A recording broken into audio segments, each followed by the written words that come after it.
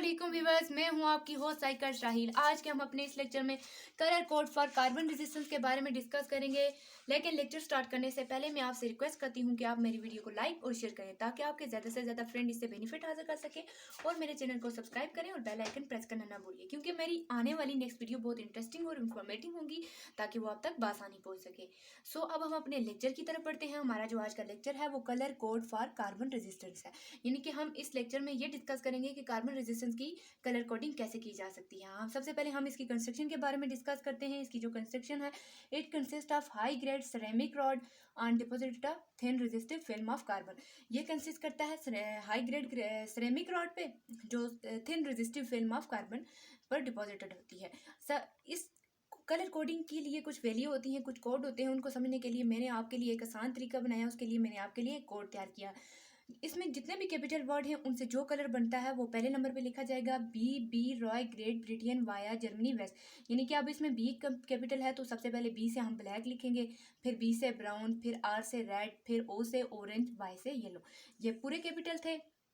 आपको पता है अगर काउंटिंग जहाँ से भी स्टार्ट की जाए तो सबसे पहले जीरो ही आता है, तो ब्लैक का जीरो हो गया, बी से जो ब्राउन था उसका वन हो गया, आर से जो रेड था उसका टू, और ओ से जो ऑरेंज था उसका थ्री, और वाई से हमने येलो बनाया था जिसका फोर। अब आगे ग्रेट है जिसमें सिर्फ कैपिटल क्या है, सिर्फ जी है, और इस जी का जो हम कहते हैं वो ग्रीन है, और ग्रीन की फोर के बाद फाइव आती है, आपको काउंटिंग आती होगी, और बी से जो होती है ब्लू, ब्लू की सिक्स। अब फिर इस जो वर्ड में है ये वी कैपिटल है, वी से वॉयलेट हो गया, और इसका सेवन। जी यहाँ पे भी जी कैपिटल आ गया तो इसमें ग्रे, ग्रे की एट होगी। वी डब्ल्यू है यहाँ पे, इस वर्ड में डब्ल्यू से वाइट होता है, और ये नाइन। और अब आपको इस इन वैल्यू को समझने के लिए आपको लिए आसानी होगी अगर आप इस कोड को याद करें। सबसे पहले अब हम देखते हैं कि ये कितने बैंड पर कंसिस्ट करता है। ये कंसिस्ट करता है फोर बैंड पे, first band, second band, third band, fourth band. First band जो भी होगा उसे हम डिजिट से इंडिकेट करेंगे, यानी कि हम वहाँ पर वो ही कंप्लीट डिजिट लिखेंगे। सेकंड बैंड जो होगा उसे भी डिजिट से इंडिकेट करेंगे, और थर्ड जो बैंड होगा उसे हम जीरो से इंडिकेट करेंगे। अगर वहाँ पे हमारे पास अगर फॉर एग्जांपल येलो कलर आ जाता है तो हम इसकी वैल्यू फोर है तो हम वहाँ पर फोर नहीं लिखेंगे, वहाँ पे हम 40 लिखेंगे, यानी कि 4 बार 0 लिखेंगे।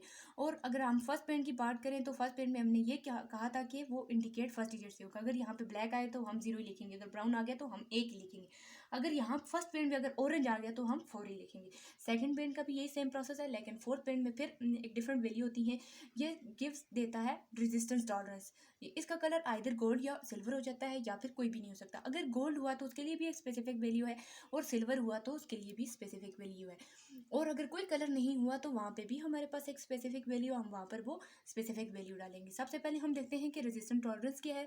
टॉलरेंस के बारे में डिस्कस करते हैं। एक पॉसिबल वेरिएशन होती है from the mark value, possible variation from the mark value called resistance. अब ये पॉसिबल वेरिएशन है हमारे पास। अगर सिल्वर है तो इसके लिए एक पॉसिबल वेरिएशन यानी कि एक स्पेसिफिक वैल्यू है +-10%, इसकी जो वैल्यू है, और गोल्ड की +-5%। और जब कोई कलर नहीं होगा, नो कलर, तो +-20%। ये हमारे पास एक टॉलरेंस होगी, यानी कि फोर्थ बैंड में हमारे पास ये कलर होंगे, अगर कोई कलर नहीं हुआ तो उसकी जगह हम 20 डालेंगे। अब हम इसके देखते हैं कि हमने एक कार्बन रेजिस्टेंस बनाया है। ये हमारे पास एक कार्बन रेजिस्टेंस है जिसके पास फोर बैंड है, फर्स्ट, सेकंड, थर्ड, फोर्थ। मैंने आपको यहाँ पे डिस्कस किया है, इसके पास फोर बैंड होते हैं। फर्स्ट बैंड जो है रेड, हमारे पास रेड कलर है, तो हम इसकी वैल्यू देखेंगे। फिर ग्रीन कलर है सेकंड पे, फिर थर्ड पे ऑरेंज है, और लास्ट पे जो सिल्वर है, सिल्वर की पॉसिबल वेरिएशन होती है वो ये है। और अब आप पीछे अपने पेज की तरफ बढ़ते हैं। रेड, रेड हमारे पास क्या है, कितनी इसकी वैल्यू, यहाँ से हम देखेंगे रेड के पास हमारे पास 2 है, तो हम आर लिखेंगे इक्वल टू 2।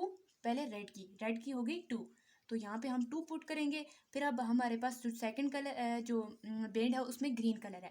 अब हम ग्रीन की वैल्यू देखेंगे कि ग्रीन की वैल्यू क्या है। अब हम अपने कोड की तरफ बढ़ते हैं। हमारा जो कोड में ग्रीन की वैल्यू आ रही है वो 5 है, तो हम इसकी जगह 5 पुट करेंगे। हमने ये देखा था कि इंडिकेट सेकंड डिजिट से इंडिकेट होगा सेकंड। अब हम देखते हैं कि थर्ड बैंड जो होता है, मैंने पहले बताया कि ये 0 से इंडिकेट होता है। इसमें अगर 4 वैल्यू है ऑरेंज की तो 4 0 लगेंगे। अब ऑरेंज ऑरेंज की हमारे पास 3 है, 3 वैल्यू है, तो उसकी जगह हम 3 0 डालेंगे। और उसके बाद हमारे पास सिल्वर है, तो यहाँ पे हमारे पास सिल्वर की आपको अभी मैंने कहा है कि पॉसिबल वेरिएशन और स्पेसिफिक वैल्यू होती है। यहाँ पे सिल्वर की ये वैल्यू है 10%, प्लस माइनस 10%, ये हमने लगा दी, और ये जो है ओम का सिंबल है।